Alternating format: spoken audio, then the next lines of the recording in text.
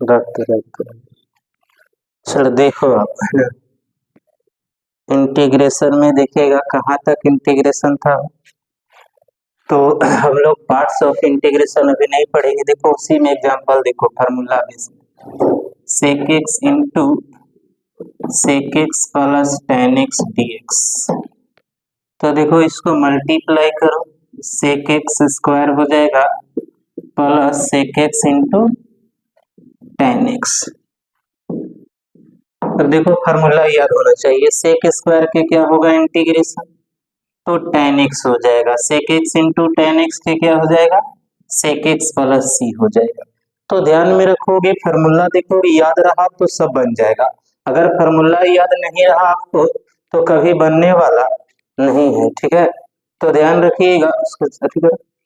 तो देख लो सेक स्क्वायर को निकाल लिया। अगर इसी में दूसरा एग्जांपल देख लो आप, तो cosec x into cosec x minus cot x d x. तो इसको क्या करोगे आप, तो हो जाएगा cosec square x minus cosec x into cot x हो जाएगा। देखो कॉसेक स्क्वायर का क्या होगा, तो माइनस कॉट एक्स हो जाएगा, कॉसेक इंटू कॉट एक्स का minus cos x plus c हो जाएगा।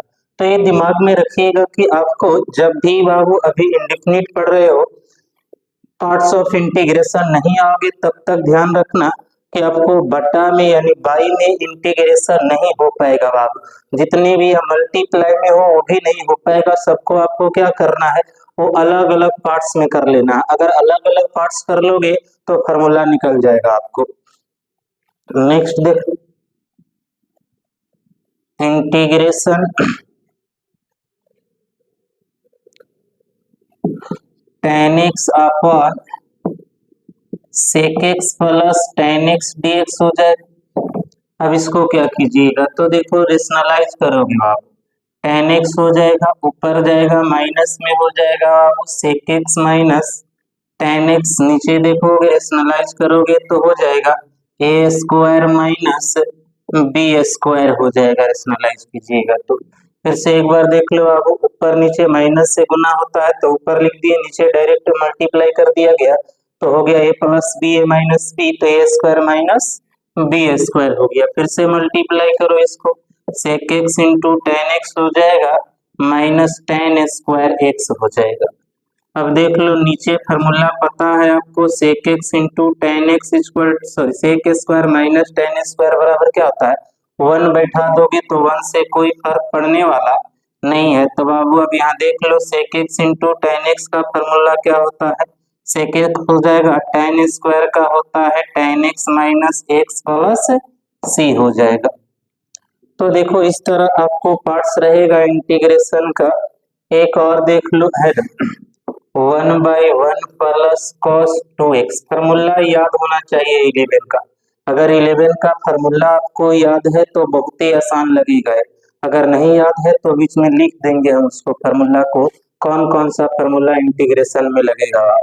तो देखो one by one plus cos two x का क्या हो जाएगा, तो टू कॉस स्क्वायर एक्स हो जाएगा डी एक्स।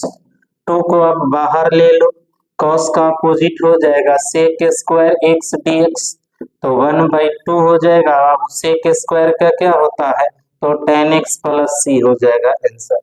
तो ध्यान रखिएगा, इंडेफिनिट इंटीग्रेशन में हम लोगों ने देखा बाबू, यानी कि फार्मूला बेस्ड सब्स्टिट्यूशन था, जो भी था फार्मूला पर ही आ रहा था, इससे ज्यादा हमारा नहीं आ रहा था बाबू। अब आगे देखोगे आप, इसमें पार्ट्स ऑफ इंटीग्रेशन हम लोगों को देखा जाएगा, या मेथड ऑफ इंटीग्रेशन बोलो, सेम पार्ट्स है वहां दोनों।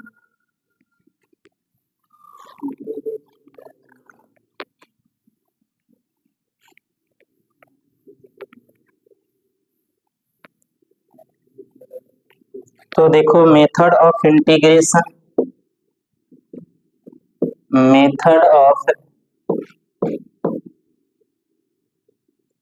इंटीग्रेशन, मेथड ऑफ इंटीग्रेशन देखोगे बाबू चार मेथड है।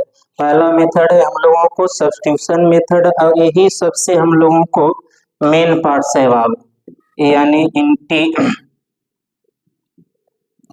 इंटीग्रेशन बाय, है ना, कौन सा मेथड है बाबू, तो सब्स्टिट्यूशन मेथड है। सब्स्टिट्यूशन मेथड यानी कहा जाता है बाबू कि इसको हम लोग हिंदी में कहते हैं यानी कि प्रतिस्थापन विधि का अवकलन होगा। तो देखो मेथड और सब्स्टिट्यूशन मेथड क्या है बाबू, तो ध्यान रखोगे आप, इसमें ध्यान देना कि बहुत सारे पार्ट्स हैं। क्या क्या पार्ट्स आएगा, तो देखो लॉगरिथम बेस फंक्शन होगा, ट्रिग्नोमेट्री होगा बाबू, फिर इनवर्स ट्रिग्नोमेट्री फंक्शन होगा, फिर आप देख लोगे एल्जेब्रिकल टर्म होगा। इसके बाद दूसरा पार्ट्स पढ़ेंगे इसका हम लोग यानी आइलेट। तो ध्यान रखिएगा पहले आपको सब्स्टिट्यूशन आना चाहिए, प्रतिस्थापन आना चाहिए। अगर इस मेथड को आपको पता है तो आप आगे चल करके पूरे पार्ट्स को इंटीग्रेशन को बना सकते हैं। तो देखिए 4 मेथड है हम लोग, पहला इंटीग्रेशन बाय सब्स्टिट्यूशन देखेंगे बाबू। इसमें कहा क्या जाएगा बाबू, पहला पढ़ेंगे हम लोग लॉगरिथम बेस फंक्शन। तो लॉगरिथम बेस फंक्शन में क्या होगा बाबू, तो देख लो log x का whole square upon x dx। अब देखोगे आप क्या करना है, तो आपको डिफरेंशिएशन के फॉर्मूला याद होना चाहिए, तभी ये आपका बन पाएगा बाबू। तो डिफरेंशिएशन का फॉर्मूला क्या याद होना चाहिए, जैसे log है तो log का डिफरेंशिएशन क्या होता है, 1/x होता है। कोई बोलेगा बंदा कि x को लेट करे तो भाई x को डिफरेंशिएशन क्या हो जाएगा, 1 आएगा, तो कभी log आने वाला नहीं है। तो आप लेट किसको करोगे, log x को, तो log x को लेट करोगे बाबू, z लेट कर लो। फिर तोड़ना differentiation both dc with respect to x, तो इसको डिफरेंशिएशन करोगे तो बाबू log का 1/x हो जाएगा और dz को dz बट्टा में dx हो जाएगा। इसको क्रॉस मल्टीप्लाई करो तो बाबू dx equal to x dz आ जाएगा। अब ध्यान देना ये इक्वेशन फर्स्ट है, ये आपका इक्वेशन सेकेंड है। यानी सीधी सी बात याद रखना कि आपको dx का वैल्यू निकालना है सब्स्टिट्यूशन मेथड से। अगर dx का वैल्यू निकाल लिए, बट याद रखना डिफरेंशिएशन का फार्मूला याद होना चाहिए। अब यहाँ से क्या करोगे आप, क्वेश्चन को ही बाबू लिखो यहाँ से log x का होल स्क्वायर बटा में x dx। अब आपने किसको लेट किया था, log को लेट किया था, पावर दे दो बाबू, नीचे ज्यों का त्यों रह जाएगा। dx के जगह क्या लाया, तो x dz लाया आपने, x से x कट गया यानी कि z square dz, z square का इंटीग्रेशन क्या होगा, तो पावर देख लो आप, 2 और 1 3, नीचे भी 3 हो जाएगा प्लस c। अब देखिए आपने z को क्या लेट किया था, x³ बटा में क्या हो जाएगा 3 प्लस c। फिर से एक बार देख लो लॉगरिथम बेस फंक्शन में क्या होगा, पहला पार्ट्स यानी आपको log रहेगा, उसके नीचे उसका डिफरेंशिएशन हो सकता है जिस स्थिति में। तो आपको ध्यान में रखना है कि भाई आपका प्रश्न जो है, आप पहले देखोगे कि क्या मेरा कौन सा डिफरेंशिएशन से आ रहा है जो कैंसिल हो जाएगा। अगर डिफरेंशिएशन से आता है आपको, अगर x लेट करोगे तो भाई x का डिफरेंशिएशन सोच लो क्या होता है, 1 होता है, तो कभी आपको लेट होगा नहीं। तो log को देखे लेट करके, तो log को हो गया z, तो log का डिफरेंशिएशन अब देखा आप 1/x, आप यहाँ से z को किए तो dz बट्टा dx। आप हमेशा दिमाग में रखोगे हमें dx का मान निकालना है, dx इक्वल टू निकाल लिए x dz हो गया।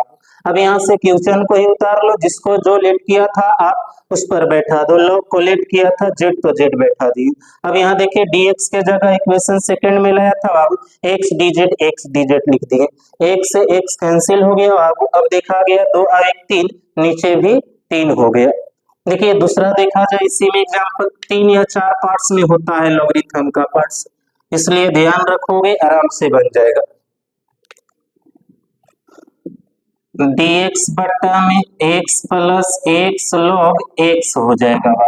अब यहाँ आप क्या करोगे, तो देखो अभी ये सजा हुआ नहीं है, अगर इसको आप लेट करोगे तो एक ये दोनों पॉजिटिव में, पहले आप इसको सजाओ, अलग करो x को log से बाबू, तो देखो x कॉमन हो जाएगा, तो 1 प्लस log x हम लोग यहाँ पर रहेगा।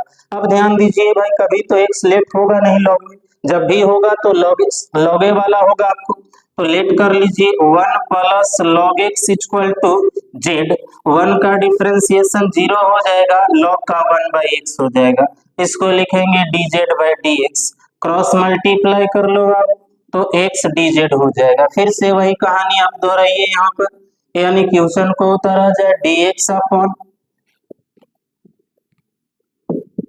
1/x प्लस x, अपने कॉमन पार्ट्स को लिखिए, इंटीग्रेशन यानी x into 1 plus log x dx। अब देख लो बाबू, 1 आप x छोड़ दो, किसको लेट किया था आपने, 1 प्लस log x को, z बैठा दिए। अब देखिए dx के जगह आपने क्या लाया, x dz, x से x कैंसिल हो गया बाबू। अब देखो आपको आया 1/z dz। अब देखिए 1/z dz के क्या होगा, तो 1/z का मतलब इंटीग्रेशन log हो जाएगा z बाबू, यानी log z के जगह आपने क्या लेट किया था, 1 plus log x plus c।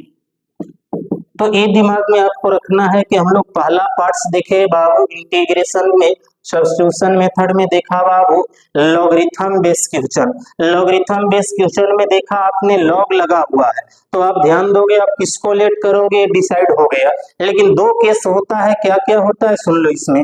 अगर आपको अलग एक्स और अलग लॉगरिथम का पार्ट्स है, इसके साथ कोई कांस्टेंट जुटा हुआ रहना चाहिए, वेरिएबल नहीं। अगर कांस्टेंट जो जुटा हुआ है या घटा हुआ है, मल्टीप्लाई में है लॉग के साथ, तो कोई फर्क पड़ने वाला नहीं। अगर वेरिएबल हो गया तो फिर बाबू नेक्स्ट पार्ट आने वाला उसका नहीं है। इसलिए ध्यान रखोगे आप कि हमेशा ध्यान रखोगे कि उसके साथ कांस्टेंट होना चाहिए, जुटा रहे या घटा रहे आपको। लेकिन याद रखिएगा कॉमन करने के बाद अलग अलग पार्ट्स हो जाएगा, तो आप इसको आराम से बना सकते हैं कि लॉगरिथम को किस तरह निकाला जाएगा।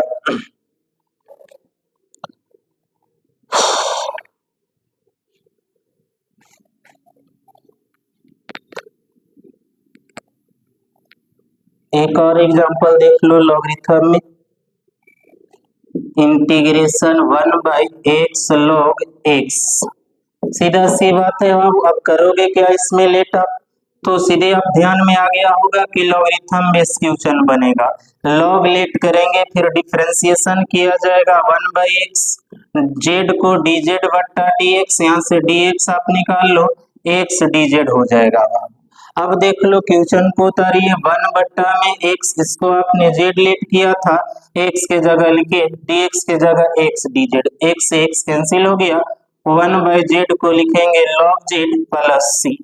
अब देख लो बाबू, यहाँ से log इंटू log हो जाएगा x प्लस c आंसर।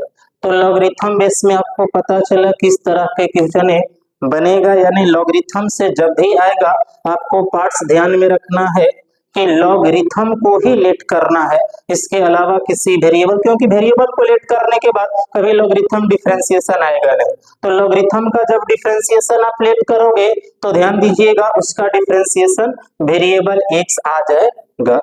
देखिए हम लोग दूसरा इसका केस पढ़ेंगे, लेवल दूसरा क्या है बाबू ध्यान रखोगे, तो लेवल दूसरा है हम लोगों को trigonometry function base question. Trigonometry function base question. तो इसमें क्या करोगे, आपको बार बार कहा जा रहा है कि भाई डिफरेंशिएशन आपको याद होना चाहिए कि किसका डिफरेंशिएशन कौन सा होगा। अगर डिफरेंशिएशन नहीं याद है तो आप कभी भी इसका इंटीग्रेशन में कोई प्रॉफिट नहीं है कि आप उसको बना सकते हैं।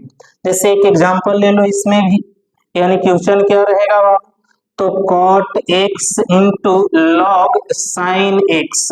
अब इस तरह का रहेगा आपको, तो अब क्या करोगे आप, तो आपको दिमाग में होना चाहिए डिफरेंशिएशन का फार्मूला। तो डिफरेंशिएशन का फार्मूला दिमाग में रहेगा, आप आराम से इसको बना सकते हो किस तरह होगा। तो डिफरेंशिएशन का फार्मूला क्या करोगे बाबू, अगर आप देख लो खुद से, देखो कॉट का डिफरेंशिएशन क्या होता है, तो कॉट का डिफरेंशिएशन माइनस कोसेक स्क्वायर। अगला पर्सन है क्या माइनस कोसेक स्क्वायर, नहीं है। तो आपको ध्यान में ही रखना है, अगर हो सकता है log sin x का, तो इसका भी डिफरेंशिएशन तोड़ करके देख लिया जाए। अगर log sin x का करते हो बाबू, तो देख लो log का क्या होता है 1/sin, और फिर sin का क्या होगा cos होगा, यानी इसका मतलब है कि इसको आ जाएगा कॉट। तो आपको यही दिमाग में रखना है किसको लेट किया जाए, अगर इसको लेट करते हैं इसका डिफरेंशिएशन होगा, तो नहीं होगा तो छोड़ दीजिए, आप इसको नहीं दूसरे पार्ट्स को लेट कीजिए, तो इसको लेट किया जाए तो ये आ जाएगा। तो आपको यही दिमाग में रखना है कि हमें लेट करना है, लेट करने के बाद दूसरे पर्सन आ जाना चाहिए। तो आप क्या लेट करोगे बाबू, लेट log sin x, बराबर जेड। अब डिफरेंशिएशन तोड़िए, लॉग लॉग का क्या होता है, 1/sin x होता है ना बाप। लॉग का 1/x, x का काम साइन कर रहा है, फिर साइन को तोड़ेंगे तो क्या हो जाएगा cos x, और बाबू इधर हो जाएगा dz बट्टा में dx। तो cos बाई साइन क्या होता है, cot x हो जाता है, और इधर हो जाएगा आपको dz बट्टा में dx। आप dx बराबर क्या करोगे, तो dz बट्टा में cot x हो जाएगा। सीधा सी बात है, ध्यान रखोगे, हमने कहा डिफरेंशिएशन आना चाहिए। अब यहां से आप क्वेश्चन उतारा, cot x into log sin x बाबू, तो क्या हो जाएगा आपको, cot x छोड़ दो इंटू इसको आपने z लेट किया था, dx के जगह देख लो आपने क्या लाया, dz बट्टा में cot x लाया आपने।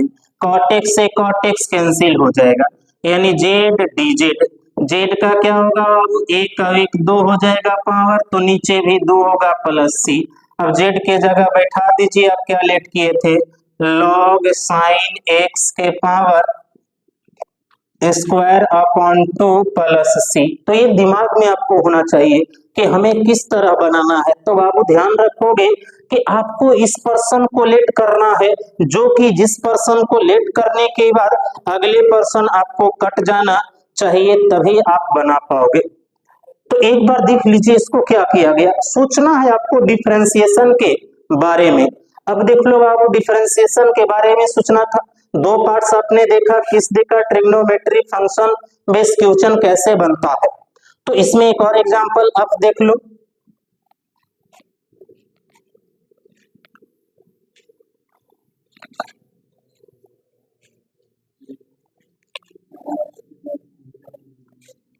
अगर देख लो बाबू, एक और एग्जांपल देख लो, इसमें कैसे पूछ सकता है, 2 cos x minus 3 sin x बटा में क्या हो जाएगा, 3 cos x plus 2 sin x dx। अब आपको डिसाइड करना है कि आप किसको लेट करोगे। तो डिफरेंशिएशन देखिएगा, जैसे आप इसका डिफरेंशिएशन करोगे तो कांस्टेंट से तो कोई मतलब नहीं, cos cos का क्या होता है, माइनस साइन।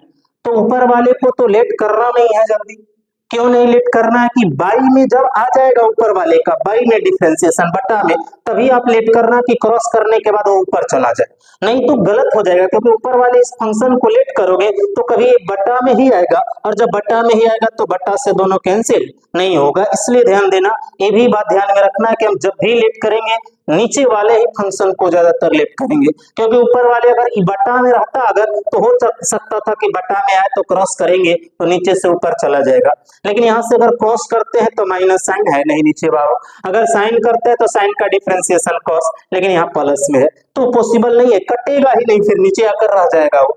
तो ध्यान दीजिएगा किसको लेट किया जाए, नीचे वाला भाग को लेट किया जाए, 3 cos x plus 2 sin x बराबर जेड।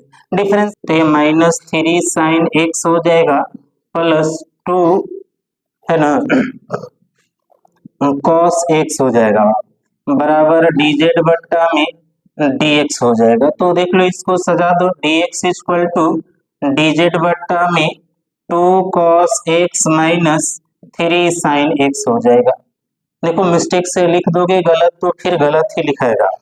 तो देखिए आप किसको लेट किए हैं, नीचे वाला को लेट किए हैं, 2 cos x minus 3 sin x, नीचे z बैठा दो आप, dz बट्टा में 2 cos x minus 3 sin x। देखिए ये दोनों कट गया, आपको आ गया 1/z dz। 1/z का इंटीग्रेशन क्या होगा, log z होगा प्लस c, यानी log z, z का मान क्या आपने माना था, 3 cos x plus 2 sin x plus c। तो ध्यान रखना सब्स्टिट्यूशन मेथड में आप क्या करोगे, आप पहले इस मेथड को तोड़ना देखना, लेट अगर गलत किया तो गलत होगा ही, कभी कैंसिल ही नहीं होगा, लेट आपको हमेशा सोच करके करना है। तो अगले पार्ट्स देख लो, 11th का फार्मूला देख लो, क्योंकि बिना फार्मूला का आगे बनने वाला नहीं है। तो देख लीजिए पूरा 11th के फार्मूला को किस तरह लगेगा, ध्यान दोगे पूरे फार्मूला को उसको।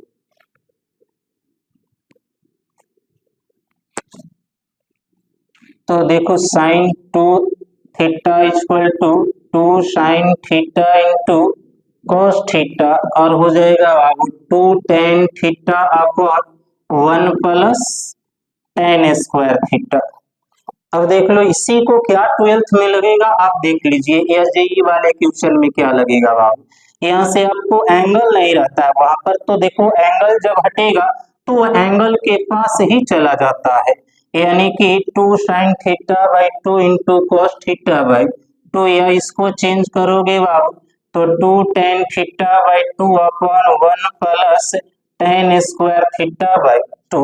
तो देखिए साइन के रिस्पेक्ट में ही दो फार्मूला आपको निकलेगा, जो भी कॉस के रिस्पेक्ट में निकलेगा उसी को मेन फार्मूला आप देखा जाता है।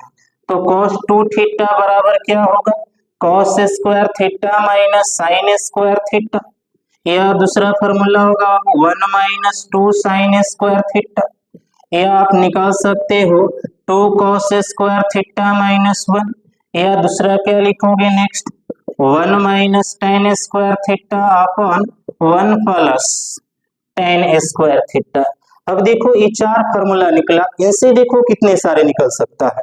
तो अगर आप केवल only for cos theta equal to निकालना चाहते हो, यहाँ से देख लो तो क्या हो जाएगा cos square theta by 2 minus sine square theta by 2, या इसको निकालोगे आप 1 minus 2 sine square theta by 2, या इसको निकालना चाहते हो आप तो हो जाएगा 2 cos square theta by 2 minus 1, या इसको निकालो 1 minus tan square theta by 2 और बट्टा में 1 plus tan square theta by 2। ये ध्यान रखिएगा क्योंकि जो भी प्रश्न है आपको ये जितना भी देखोगे फार्मूला का ये सभी आपको इंटीग्रेशन में लगेगा, इसको छोड़ दिया जाए तो ये भी लग सकता है कहीं जरूरत पड़ेगा, लेकिन ये सब अब यहाँ से देखो निकालना शुरू करते हैं फार्मूला।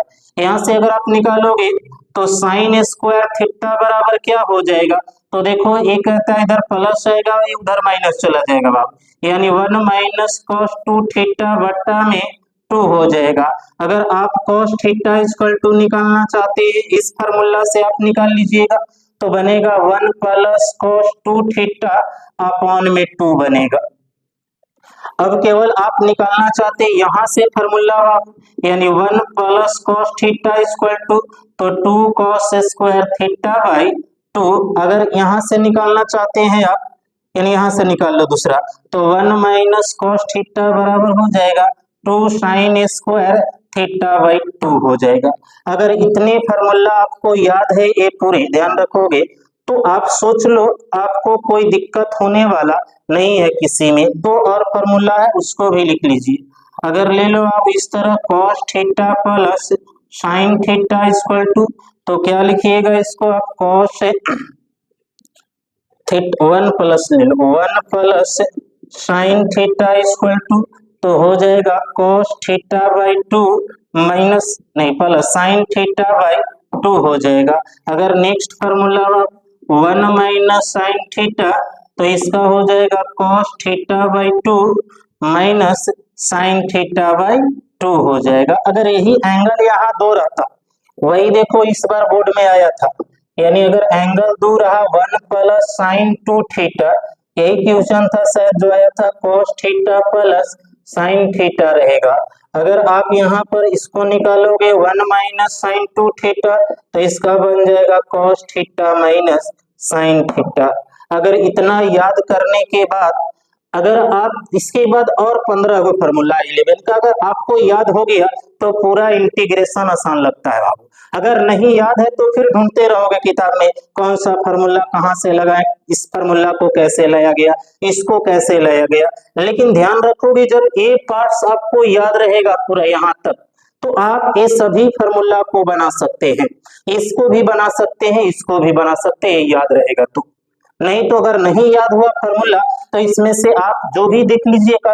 एक एग्जांपल देखो जैसे इसको यानी 1 प्लस cos थीटा बट्टा में 1 माइनस cos थीटा। अब ये आपका इंटीग्रेशन निकालना रहेगा, रूट में डाल दो तो आप क्या करोगे आप यहाँ से थीटा के रिस्पेक्ट में तो आपको जब फार्मूला ही नहीं पता होगा क्या होगा तो आप सोचोगे रेशनलाइज करो, रेशनलाइज करने के बाद फिर बाहर आएगा ही रूट से नहीं, और जब बाहर ही नहीं आएगा तो आप कैसे निकाल पाओगे कि इसका इंटीग्रेशन। तो ध्यान में रखिएगा ये पूरे नेक्स्ट अगले वीडियो में बाबू डाल दिया जाएगा, बचा हुआ 15 फार्मूला उसको भी याद कर लोगे तो ये आपका पूरा इंटीग्रेशन आसान लगेगा।